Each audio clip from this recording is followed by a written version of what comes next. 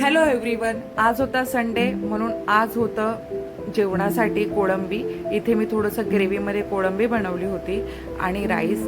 तर स्पेशली सांगायचं तर आमच्या घरी हे अशा डिशेस बनल्यात तरी पण मला 1 किलो चिकन हे बनवावंच लागतं आणि 10 अंडी हे शिजवावेच लागतात. ह्याच्यानंतर स्वतःची सेल्फ केअर करायचं ठरवलं. मी घराची सगळी साफसफाई करून घेतली, सगळं घर झाडलं आणि त्याच्यानंतर हेअर वॉश वगैरे करून घेतला. आणि इथे हे मी सनस्क्रीन लोशन अप्लाय करत होती, कारण माझा जो डर्मटॉलॉजिस्ट आहे त्याने मला सांगितलं होतं की सनस्क्रीन लोशन दिवसातनं 2दा तरी स्किनला अप्लाय करत जा किंवा बाहेर जाताना.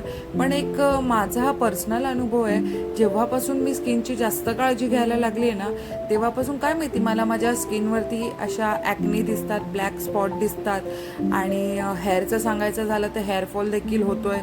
ज्या 2 गोष्टींची मी जास्त काळजी घेतली तर मला ते बोलतात ना, जप तिथे टप असा हा प्रकार व्हायला लागलेला आहे. आणि असो, बघूया आपण अजून काळजी घेऊन. इथे मी आयब्रो पॅलेटने माझ्या आयब्रो करेक्ट करून घेतल्या, कारण मला जायचं होतं खाली, पण खूपच बाहेर पाऊस होता म्हणून ते जाऊ की नको हा विचार करत होती. कारण सतत 2 दिवस झाले मी पावसात भिजते, त्याच्यामुळे जाम माझं डोकं दुखत होतं. म्हणून तरी पण म्हटलं की नको, जाऊयाच का, असंच माझ्या डोक्यात विचार चालला होता. रेडी होऊन बसले होते, नंतर मग माझा मूड झालाच नाही, कारण खाली खूप घाण पाणी जमलं होतं. म्हटलं मरू द्या, पाण्यात जायलाच नको.